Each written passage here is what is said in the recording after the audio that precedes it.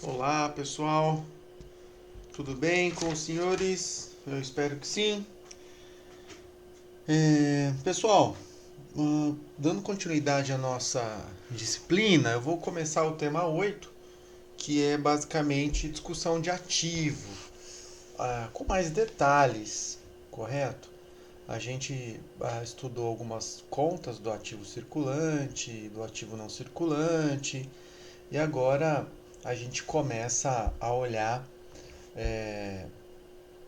Nós olhamos as principais contas do ativo e agora a gente se aproxima dessas contas e usa uma lupa para analisar com mais cuidado.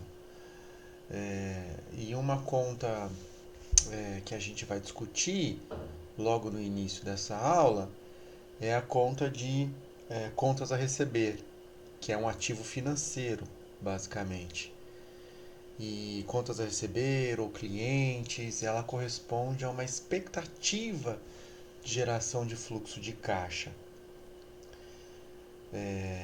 que basicamente a empresa espera que os, os seus clientes paguem as suas duplicatas. Então a empresa faz a venda a prazo e são datas, são acertadas, são combinadas entre a empresa e os clientes e ela espera que os clientes paguem as suas duplicatas nas, nas datas corretas. O que acontece quando esse cliente não paga?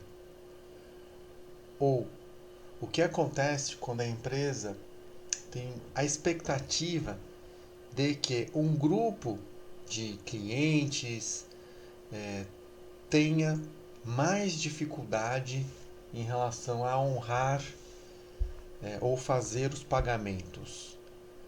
Nesse cenário de incerteza em relação ao recebimento de alguns clientes, como a contabilidade representa? Lembrando que a contabilidade é um modelo de informação, é um sistema de informação.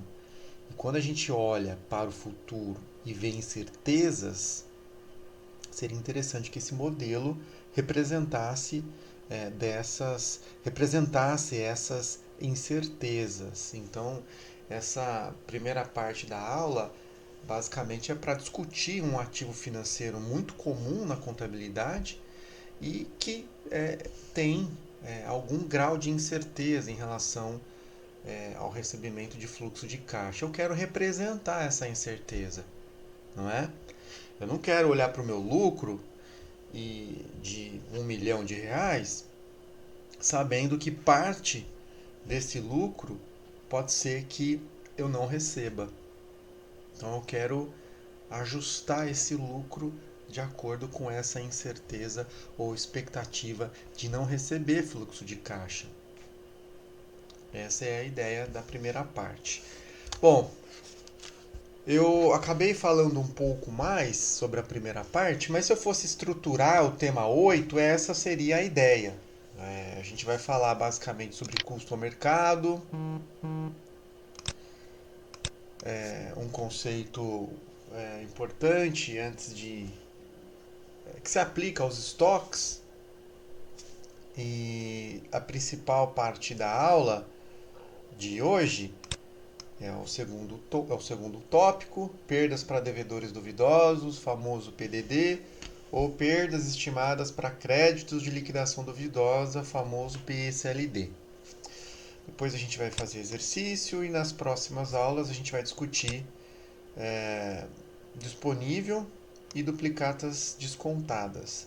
O mais importante, disponível, a gente já entrou em disponível ao falar sobre fluxo de caixa. É mais um reforço com base no CPC 03, que é uma norma voltada para demonstração de fluxo de caixa, mas o principal é a duplicata descontada, que é uma operação muito comum que acontece no mercado e as empresas conseguem obter um adiantamento dos seus recebíveis. Mas a gente vai discutir no próximo vídeo, senão vai ficar muito extenso. Então, o vídeo de hoje é para tratar principalmente PDD e depois a gente volta com outro vídeo para gravar a duplicata descontada. Tudo bem? Antes de falar propriamente sobre o PDD, eu gostaria de apresentar um conceito que é muito utilizado, que é a ideia de custo ao mercado, que ela está enraizada em um dos conceitos presentes na contabilidade, que é o conservadorismo, ou alguns podem chamar de prudência. Então, suas demonstrações contábeis são prudentes, são conservadoras. É preciso, é importante saber ou conhecer a ideia do custo ou mercado. Custo ao mercado, se você for aplicar, se você for encontrar um embasamento legal, você deve conhecer o CPC 16.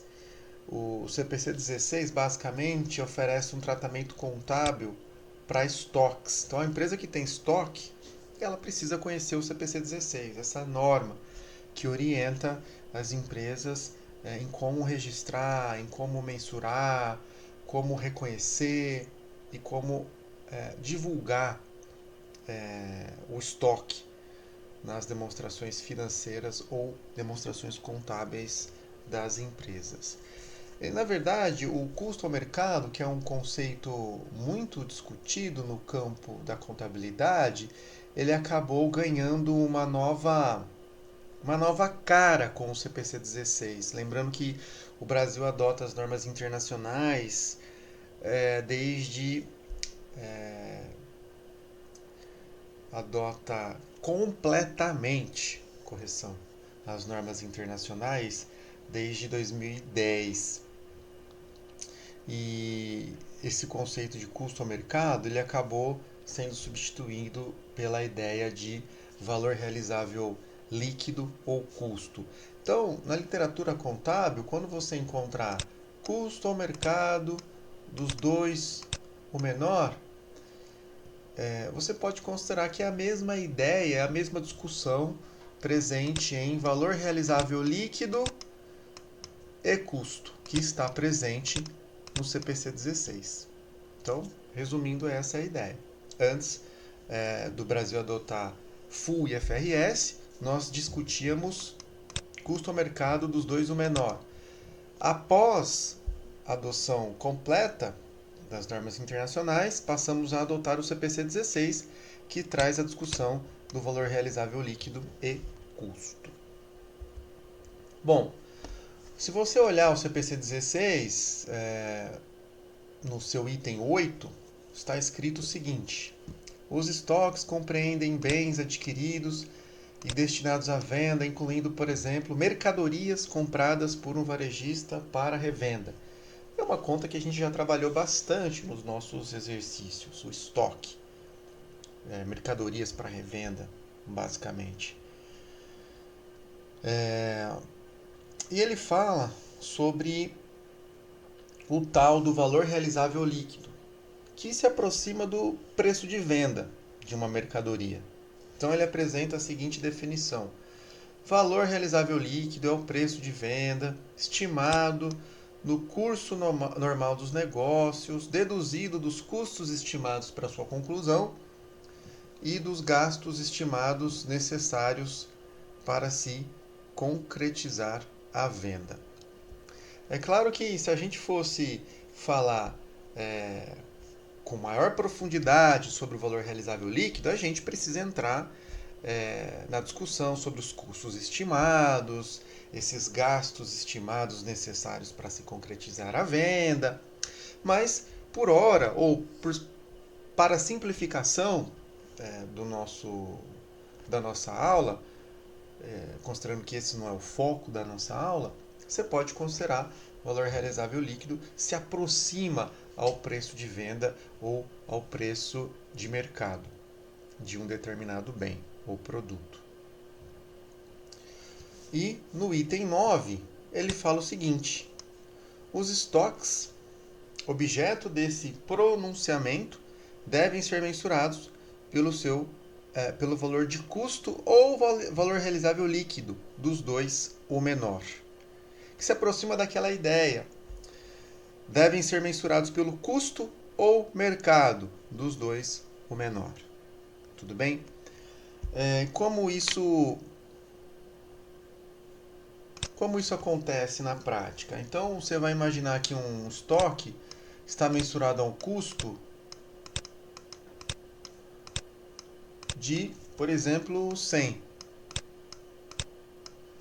E o seu valor realizável líquido, que se aproxima do preço de venda ou preço de mercado, digamos que por algum fator externo, a gente não vai entrar na discussão do motivo, mas digamos que o preço de venda desse produto caiu. Era de, por exemplo, 120, 130 e caiu para 80. Então a empresa agora só consegue vender esse produto no mercado a 80. Certo? Então, a norma CPC 16 diz o seguinte: reconheça o estoque ao custo ou o valor realizável líquido, dos dois o menor. Então, nesse caso, em função de uma desvalorização do estoque e considerando que isso acontece de maneira permanente, ou seja, não há expectativa de subir o preço do produto, eu já tenho que reconhecer uma perda. De cara, meu estoque mensurado a um custo de 100 e agora eu sei que eu só posso vendê-lo a 80, você já tem uma perda de 20.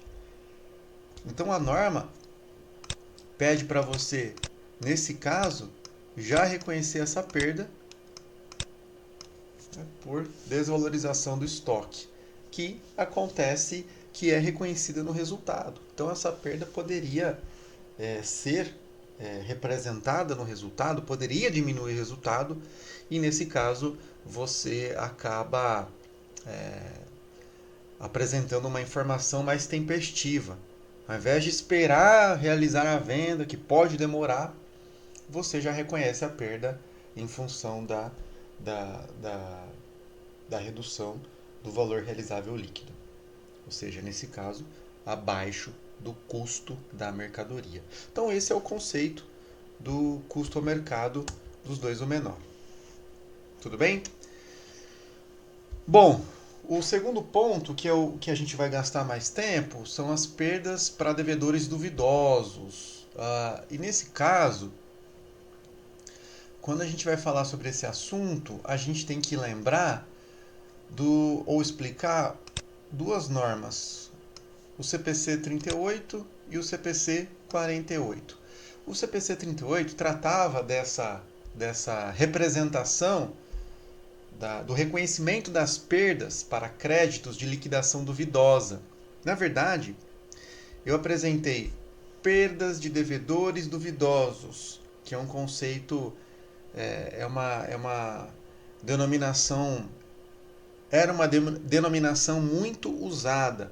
Caiu em desuso e atualmente a gente utiliza perdas estimadas para créditos de liquidação duvidosa, ou então PECLD. Então, se você encontrar PDD ou PECLD, nós estamos falando da mesma coisa.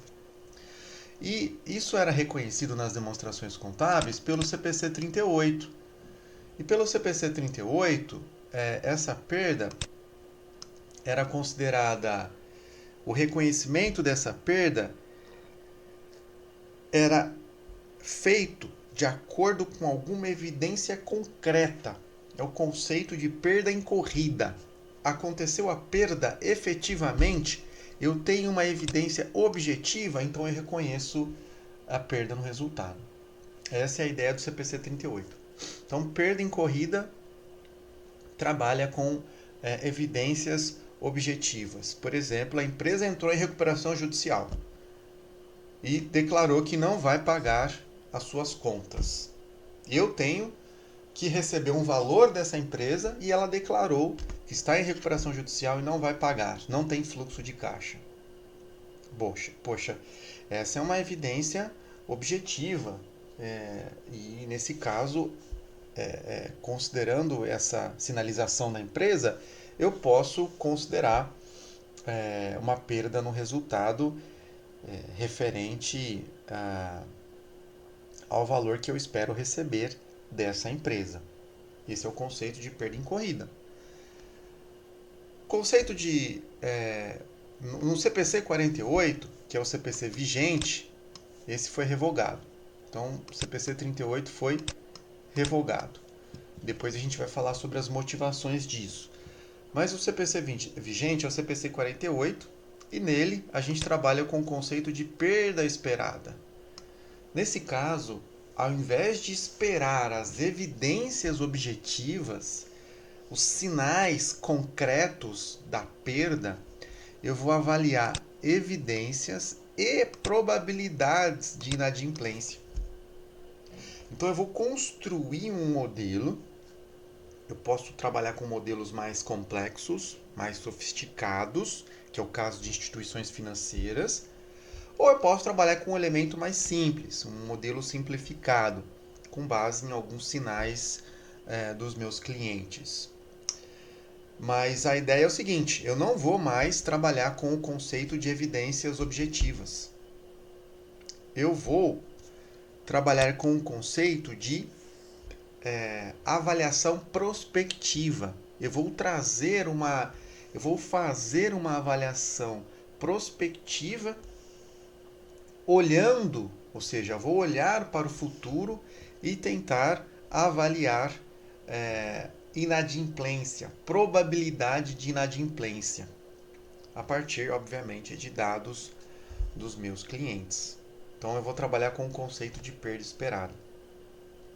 Para ficar mais claro essa ideia, lembrando que eu já comentei, o CPC 38 foi revogado e o CPC 48 é a norma vigente, trabalha com esse modelo mais analítico. Para ficar mais claro, vamos lá. Eu tenho aqui o meu contas a receber de X1 a X5. 1.200, 1.400, 1.500, 1.700 e 1.900. Tudo bem? As perdas incorridas, ou seja, aquilo que efetivamente aconteceu. 100, 120, 150, 200. Ou seja, os clientes que não pagaram a companhia. Então, primeira conta é contas a receber ou clientes, o quanto eu espero receber, e as perdas incorridas, aquilo que efetivamente não entrou no caixa da empresa em função da inadimplência, ou então do calote. Digamos que vamos aplicar o CPC 38, que foi revogado, para fazer essa comparação. E digamos que em X5 eu tenho um atraso anormal de um cliente. Então, vamos imaginar que eu estou no dia 1º,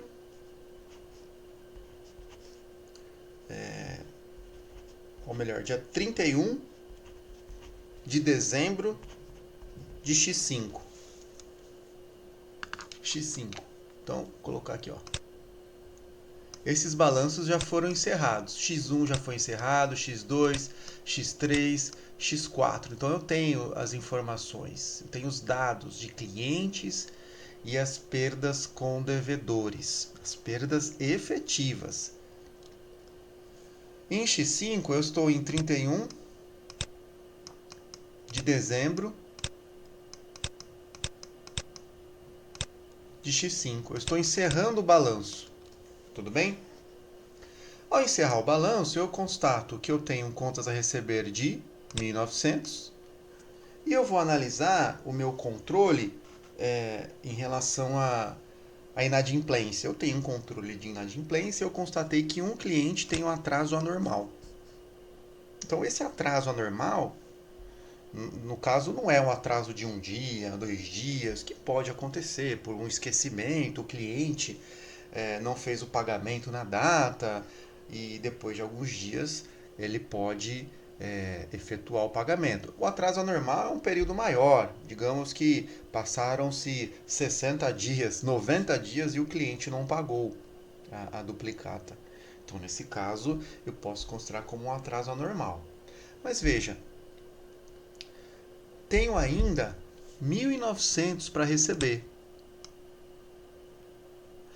E de acordo com a perda incorrida, que precisa de evidências objetivas e concretas, eu poderia reconhecer apenas uma perda de 40. E olha o histórico. Historicamente, essa empresa registrou mais perdas com inadimplência. 100 em X1, 120 em X2, 150 em X3 e 200 em X4. E ao encerrar as demonstrações de X5, quando eu levanto as demonstrações em 31 de dezembro de X5, eu constato que apenas um cliente apresentou evidências objetivas que permitem reconhecer uma perda. E nesse caso a perda seria de 40. Ora, você já percebeu que historicamente espera-se mais perdas dessa empresa. É só comparar com as perdas anteriores. Então, pelo CPC 38, que foi revogado e trabalha com as perdas incorridas, eu poderia reconhecer uma perda de apenas 40, em função dos critérios para reconhecimento de perda com devedores duvidosos. E nesse caso, o meu resultado ficaria superavaliado. Porque o meu lucro, as demonstrações que são encerradas em 31 de dezembro de X5, nesse conjunto tem a demonstração de resultado, a DRE, e tem o lucro. Considerando que eu reconheci uma perda apenas de 40, e eu sei que a perda pode ser muito maior em função do histórico, meu resultado estaria superavaliado. Eu não estaria gerando uma informação adequada. E pelo CPC 48, que é o modelo vigente, a gente trabalha com o conceito de perdas estimadas ou perdas esperadas.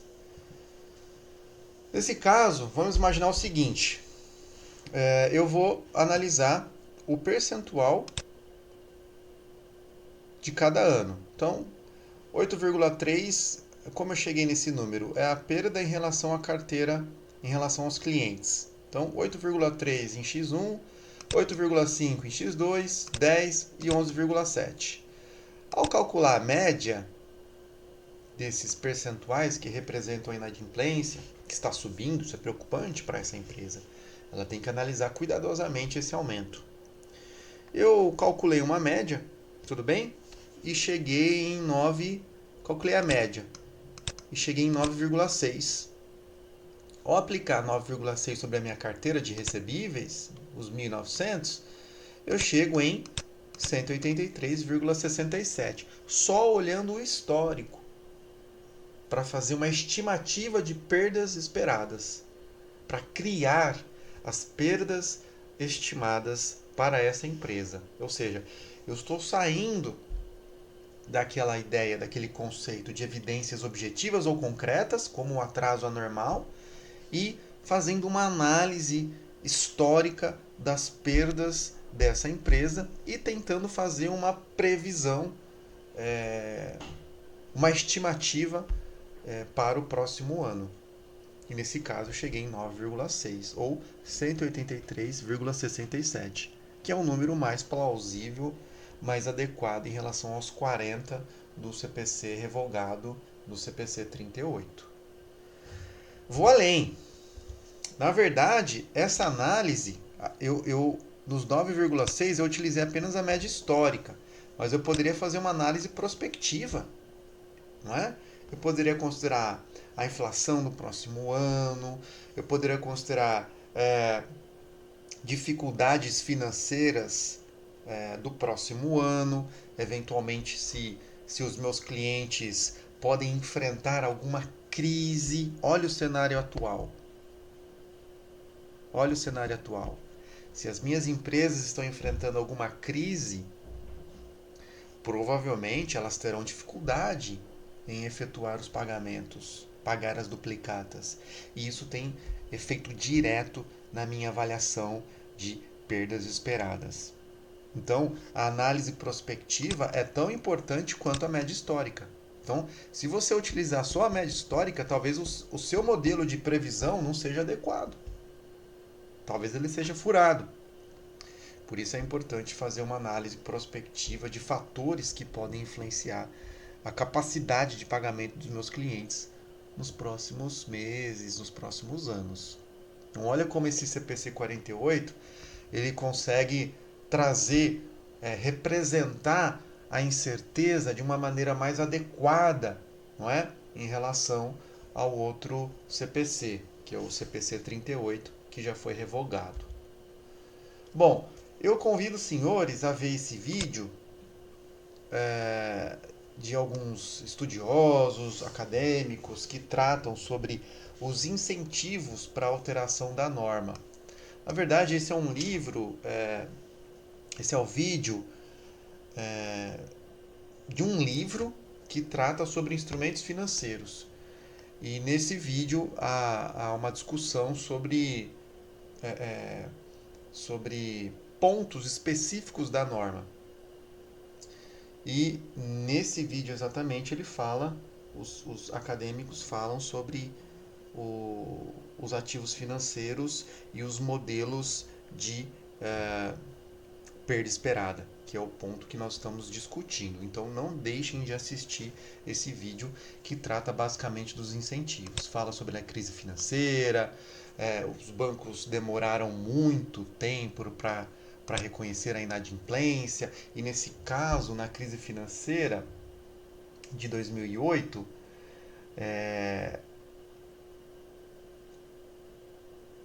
o CPC vigente era o CPC 38 ou IAS 39. Na verdade, o CPC 38 é conhecido como IAS 39. E ele trabalhava com o conceito de perdas incorridas, então precisava de uma evidência objetiva. Enquanto não tivesse essa tal evidência objetiva, concreta, a perda não era reconhecida no resultado. Então o que acontecia? Demorava-se demais para reconhecer esse efeito no resultado, gerando uma informação enganosa. Por isso foi necessário mudar para o CPC 48 ou a IFRS 9, que trabalha com o conceito de perda esperada. Tudo bem? E, obviamente, nesse modelo de perda esperada, a gente estuda probabilidades. É um modelo probabilístico, olhando o futuro, novos eventos. Então, é um vídeo bem interessante para vocês se aprofundarem. De acordo com o CPC 48, perdas esperadas, qual que é a ideia? Então, apenas para reforçar a nossa discussão, o objetivo dos requisitos de redução ao valor recuperável é reconhecer perdas de crédito esperadas para todos os instrumentos financeiros, para os quais houve aumento significativo no risco de crédito, desde o reconhecimento inicial, incluindo informações prospectivas. Então é aquela ideia que eu já comentei. Tem uma carteira de clientes, que é um ativo financeiro, tem um risco de não receber integralmente os valores. Uma parte pode ser que a empresa não receba. Quanto? Vou construir um modelo prospectivo tentando fazer uma estimativa mais próxima possível da realidade. É claro que posso não acertar, mas eu posso me aproximar dessa perda efetiva. Essa é a ideia do CPC 48. Como eu já falei, a PSLD é uma nomenclatura que substituiu a provisão para devedores duvidosos. Então, atualmente, a gente trabalha com perdas estimadas com créditos de liquidação duvidosa. E eu gostaria de apenas reforçar que essa conta ela só existe em função do meu contas a receber, ou duplicatas a receber, ou clientes, que representam, na verdade, direitos a receber no curto prazo. Bom, e a perda por créditos de liquidação duvidosa? Como ela é representada? Agora, a partir desse ponto, a gente vai começar a analisar no balanço patrimonial, nas demonstrações contábeis, com o objetivo de representar por meio de balanços sucessivos. O meu objetivo é finalizar essa aula e falar quais são os efeitos dessa conta no balanço das empresas e na demonstração de resultado também. Bom, então vou imaginar o seguinte: uma determinada empresa faz a venda, faz a prestação de serviço a prazo de R$ 4.000. Então, vamos imaginar os eventos, alguns eventos que são importantes, antes de entrar nos balanços sucessivos. Então, tem um cliente de 4.000 e nesse caso, para simplificação, minha conta de lucros e prejuízos acumulados é de 4.000. Não tem capital social, não tem outras contas, para simplificar o nosso exemplo. Tudo bem? Então, total de ativo R$ 4.000, total de passivo SPL R$ 4.000. Então, esse é o primeiro balanço. Houve apenas a prestação de serviço. O cliente atrasou a fatura. Eu posso reconhecer como perda incorrida? Olha, depende do tempo, como eu já tinha comentado. Se for uma perda, se for um atraso de poucos dias, não é recomendado fazer o reconhecimento da perda. Se o atraso for anormal, de muitos dias, 60, 90 dias, é claro que tem uma base legal. A gente acaba encontrando muita informação na internet sobre, sobre os efeitos legais de um atraso de duplicata. Então, se a gente começar a pesquisar na internet, estudar mais profundamente o assunto, a gente vai encontrar alguns parâmetros para definir o que é um atraso normal e o que é um atraso anormal. Não é o foco da nossa aula discutir essa questão jurídica, essa questão legal, mas é claro que você pode se aprofundar nela.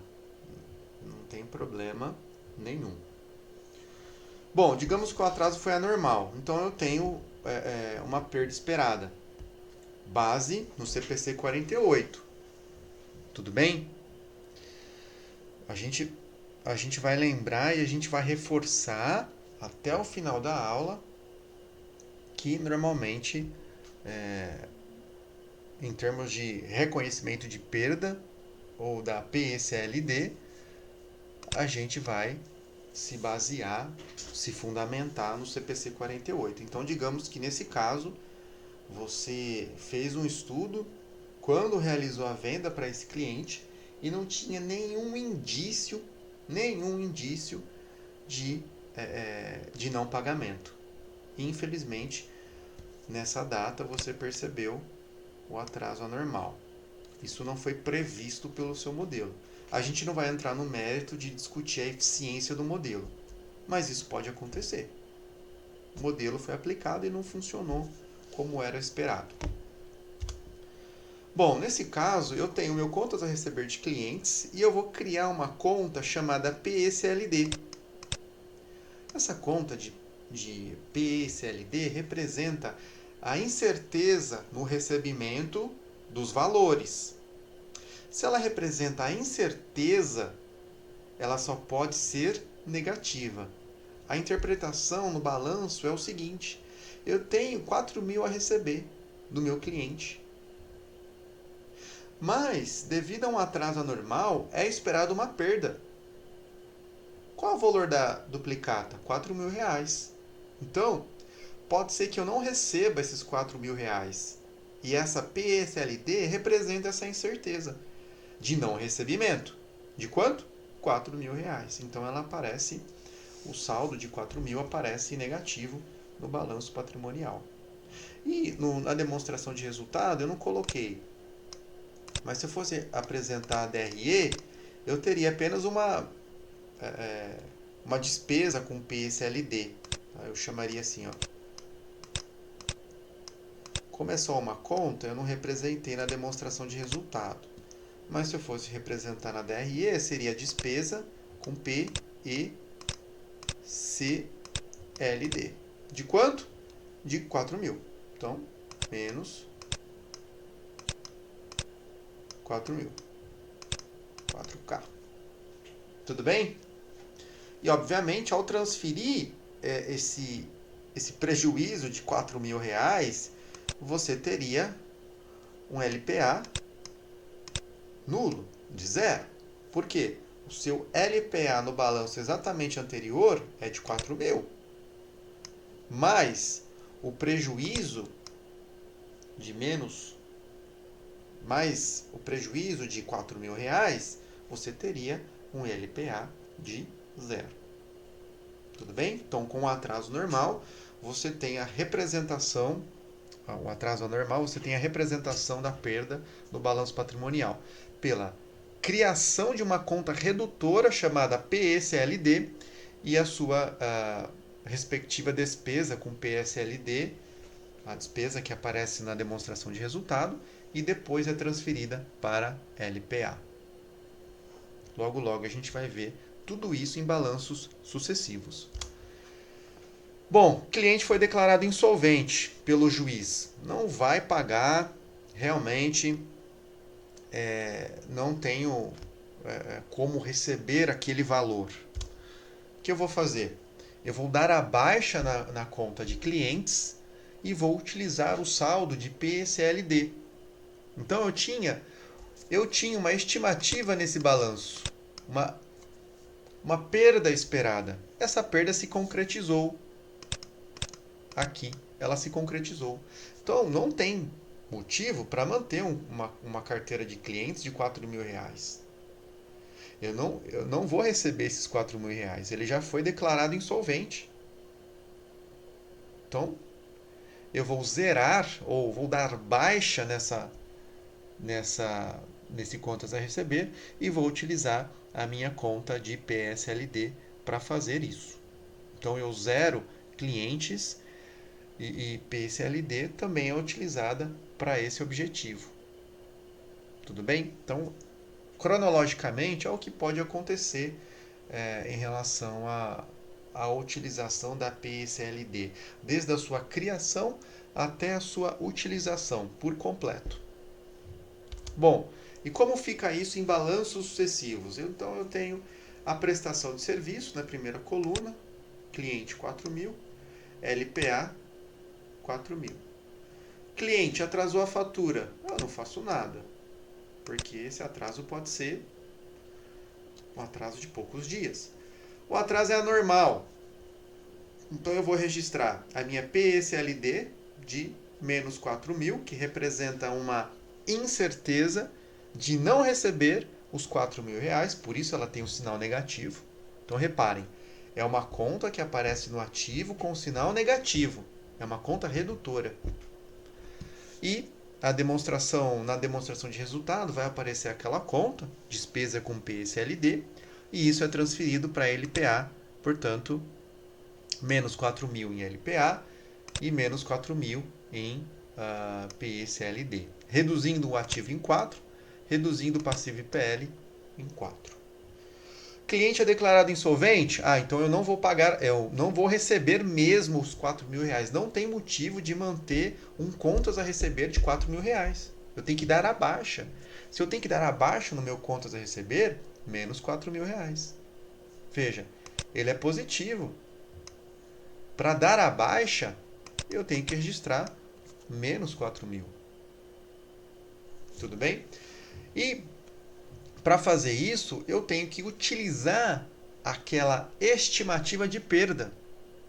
Então, eu já tinha registrado uma estimativa de perda de R$ 4.000 e agora eu vou utilizar. Então, 4.000 em PSLD e menos 4.000 em clientes. Total do ativo, 0. E no passivo mais PL não houve nenhum evento. Então, vejam que nesse caso eu criei a estimativa, a estimativa de perda utilizando uma conta de ativo, que é a PSLD, criei essa estimativa, apareceu no meu ativo, diminuiu o resultado. Cliente foi considerado insolvente? Então, eu vou dar a baixa na carteira de clientes, nesse caso dos R$ 4.000, utilizando essa estimativa de perda. E meu balanço final eu não tenho que receber nada, não tenho mesmo. Tinha que receber 4 mil, mas ele foi considerado insolvente, então o meu conta a receber atualmente é zero. PSLD é de zero, era, era esperada uma perda de 4 mil reais e ela se concretizou, então zero. E nesse caso o LPA é zero, em função da perda. Então fica dessa maneira, tudo bem? O contas a receber, eu já comentei anteriormente, ele é conhecido, ele é visto como um ativo financeiro, então é uma expectativa de receber fluxos de caixa em relação a, a esse ativo, ou um serviço que a empresa prestou, ou bens que a empresa transferiu para os clientes. E no caso de incerteza no recebimento desses fluxos, a gente utiliza a tal da PSLD. Se você for estudar a definição de ou exemplos de ativo financeiro, o contas a receber ele é considerado como um direito contratual de receber fluxo de caixa. Então ele está dentro da discussão de ativo financeiro. E quais são os possíveis indícios? Tudo bem, Ricardo, eu entendi o que é perda esperada, mas quais são as evidências, quais são os fatos que fundamentam o reconhecimento dessa perda? A literatura ou as empresas podem utilizar vários indícios ou sinais. Por exemplo, inadimplências já existentes, então um cliente que já é conhecido na praça em relação à sua capacidade de honrar os pagamentos, atrasos fora do normal, falência, recuperação judicial. Então, a empresa que tem uma grande dificuldade em pagar os seus passivos, os seus credores e até os seus colaboradores ou funcionários, ela pode entrar com um pedido de recuperação judicial. Que isso é feito normalmente na justiça, tem um processo legal, passos para fazer isso. E uma empresa em recuperação judicial, obviamente, ela vai ter dificuldade em honrar as suas dívidas ou fazer os pagamentos nas devidas datas. E isso gera uma evidência para fazer o reconhecimento da perda. Então, são fatos que podem orientar as empresas a utilizar a estimativa de perda, ou a PSLD. O que mais? O próprio CPC 48, a própria norma traz evidências desse reconhecimento, como dificuldade, olha só, dificuldade financeira. Olha quão subjetivo é isso. Uma empresa em dificuldade financeira pode ser uma dificuldade pequena, média ou grande. Então, é necessário realmente fazer um estudo de possíveis reflexos dessa dificuldade financeira no recebimento. Ou seja, se realmente eu tiver dificuldade no recebimento dos meus clientes, depois de fazer uma análise da dificuldade financeira deles, eu posso trazer essa incerteza de recebimento para as minhas demonstrações contábeis. Né? É claro que a gente precisa de parâmetros de um procedimento, de um protocolo, não é? Qual que é o processo e as auditorias, não é? As empresas que têm auditoria interna ou as empresas que procuram alguma consultoria financeira, elas podem ser assessoradas em relação ao reconhecimento dessa perda. Outros pontos: quebra de contrato, concessões anormais, provável falência ou reorganização financeira, enfim, tem diversas evidências que a gente pode buscar para fundamentar. No fundo, nós queremos fundamentar as perdas esperadas. E lembrando que tudo isso depois pode ser auditado. Com relação à constituição da PSLD, então vamos imaginar. O cliente entra em recuperação judicial, ou eu utilizei o meu modelo prospectivo e percebi que é necessário reconhecer uma perda com PSLD. Então, eu vou reconhecer na minha demonstração de resultado a despesa com PSLD contra a conta redutora no balanço patrimonial, que é conhecida como PSLD. Então, são duas contas que eu vou utilizar na Constituição. Presta atenção. Uma conta é de resultado, ela aparece na demonstração de resultado. E a outra é patrimonial, ela é redutora, ou seja, ela aparece com um sinal negativo no balanço patrimonial. Tudo bem. Quando eu vou baixar esses clientes, não é? A Constituição é mais tranquilo. O que pode gerar alguma dúvida é no momento da baixa. E, claro, no processo. O que eu vou fazer em termos de movimentação nos balanços sucessivos. Então, vamos lá. Se eu tenho que fazer a baixa da PSLD, ou seja, o título torna-se incobrável. Eu já fiz de tudo e ele foi considerado insolvente. Pelos meios legais, por exemplo. O cliente não irá pagar a nossa empresa.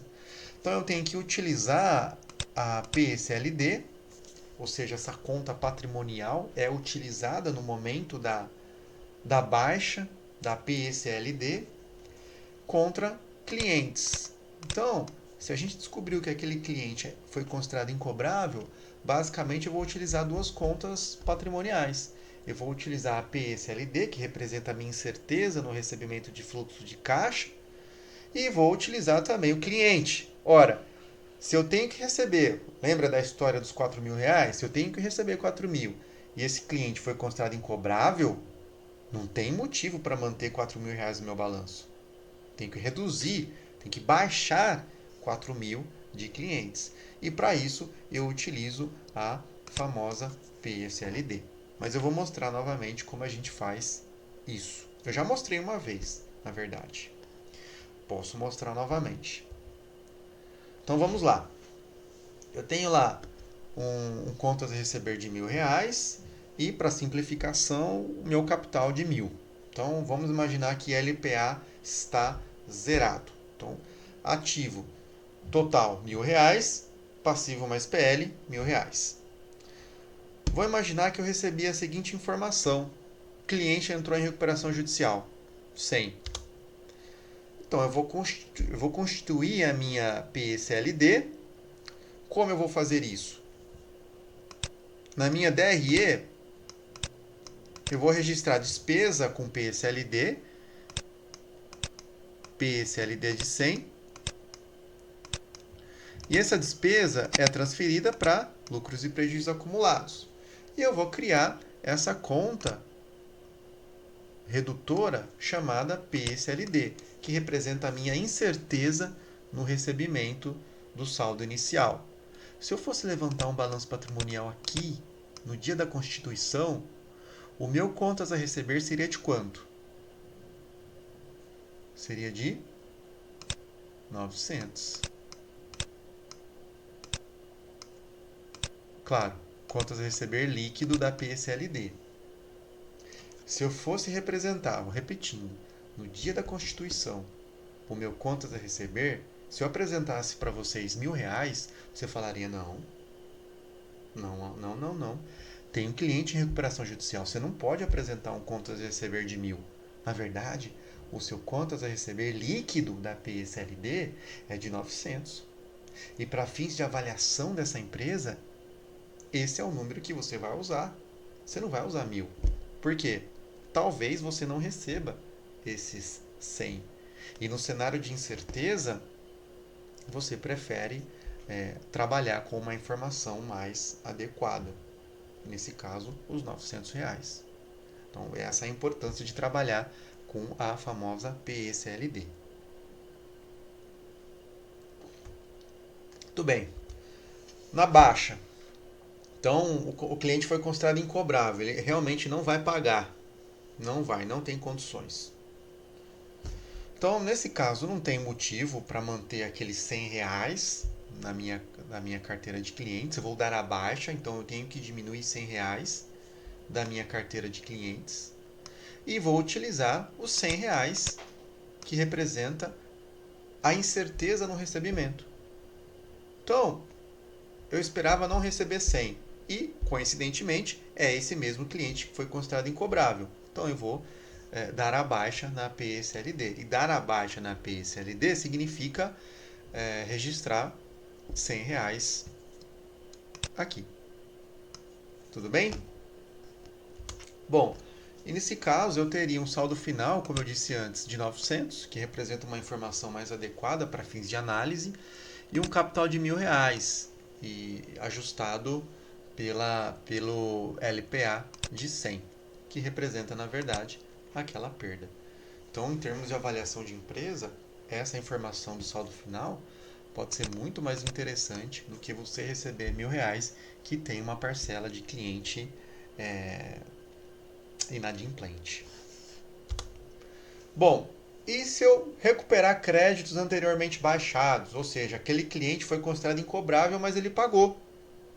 Ele pagou. Então, o que eu vou fazer? Eu vou utilizar basicamente caixa, que é uma conta patrimonial, e uma conta de resultado chamada recuperação de créditos anteriormente baixados ou alguma coisa do gênero. Então, é uma conta de balanço patrimonial e é uma conta de demonstração de resultado. Então, vamos ver como fica isso. Bom, aquele cliente que foi considerado incobrável, ele paga os 100. Ele consegue, ele ganha na loteria e fala, vou pagar os meus...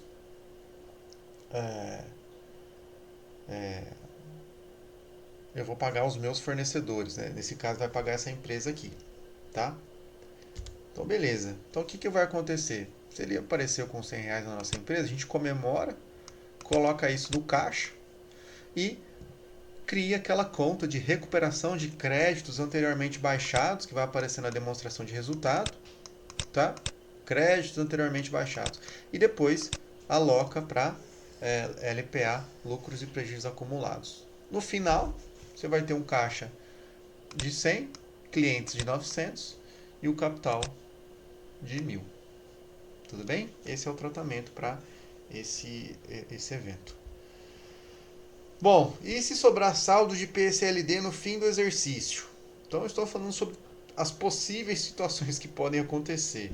Né? Você fez uma expectativa de... Você tinha uma expectativa de 140, mas na verdade as perdas foram de 100. Então você foi pessimista em relação às perdas. Repito, você esperava 140, mas na verdade elas foram de 100. E aí, o que acontece com essa diferença? É o que a gente chama de reversão de PSLD pelo saldo não utilizado. Você vai utilizar duas contas. A PSLD, que é a conta de redutora no ativo, e uma conta chamada reversão de PSLD, que é uma conta de resultado referente a um saldo não utilizado. Vamos ver? Bom, aqui eu fiz a constituição, então a constituição menos 100 PSLD, registrei na demonstração de resultado perdas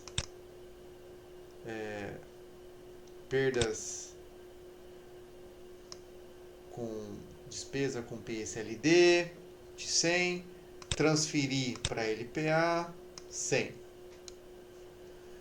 A baixa, clientes considerados incobráveis. Nesse caso, você fez depois de alguns meses de operação dessa empresa, você percebeu que as perdas efetivas foram de 60.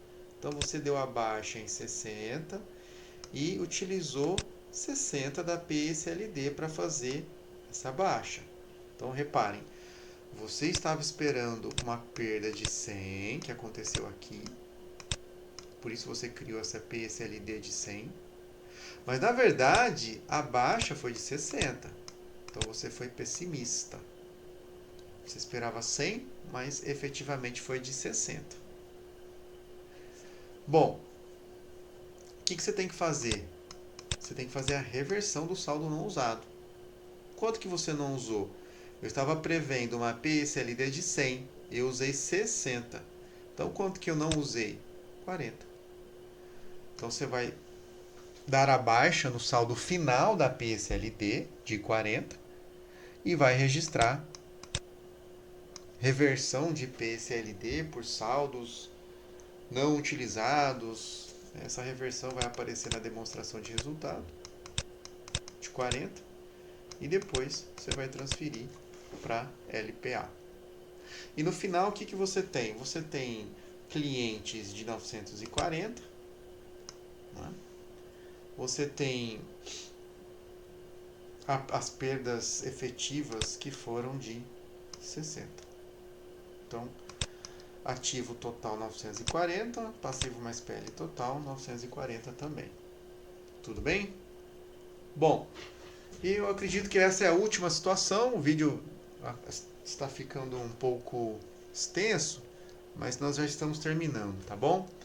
E se ocorrer uma perda inesperada, que não foi estimada? Então, alguma coisa que saiu da cartola, você não estava esperando e não tinha PSLD para isso.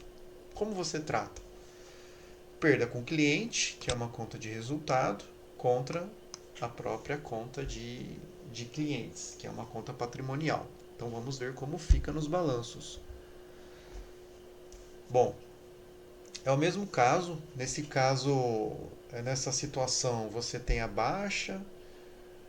Vamos só retomar aqui. Ah, tudo bem. Aqui, ó, saldo inicial. Você tem clientes de 1.000, a PSLD de 100. Você já tinha feito essa estimativa. E a despesa com PSLD é transferida para LPA. A baixa. Você fez a baixa de 100. Então, 100 foi considerado incobrável. Então, você reduz clientes em 100 e utiliza a PSLD que foi estimada inicialmente em 100. Então, fechou. Só que, infelizmente, mais 40 você deixou de receber. Então, você vai reduzir o seu cliente em 40. É uma perda inesperada. Você não vai receber esses 40. Foi considerado incobrável também. Não sei, aconteceu um acidente com o cliente. Não sei. Algum evento que explique essa perda inesperada. E nesse caso, você registra aquela conta de resultado aqui, perda com cliente. A demonstração de resultado, perda com cliente, e depois, obviamente, ela é transferida para LPA. Então, no final você tem um cliente de 860 representando 140 de perda, 100 previsto por você, isso é o modelo, e 40 foi uma perda inesperada. E em LPA você tem a perda total de 140.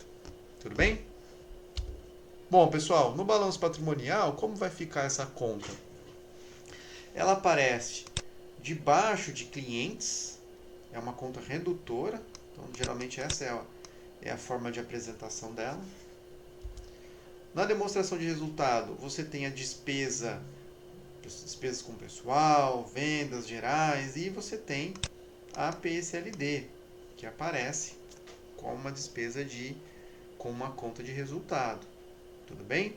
Reduzindo, obviamente, o resultado. Bom, eu espero que tenha ficado claro. Qualquer dúvida eu estou à disposição. Eu vou abrir um fórum para vocês perguntarem e eu vou postar um exercício também, tá? Para vocês trabalharem aí os conceitos de hoje. Muito obrigado pela atenção de vocês. Um abraço.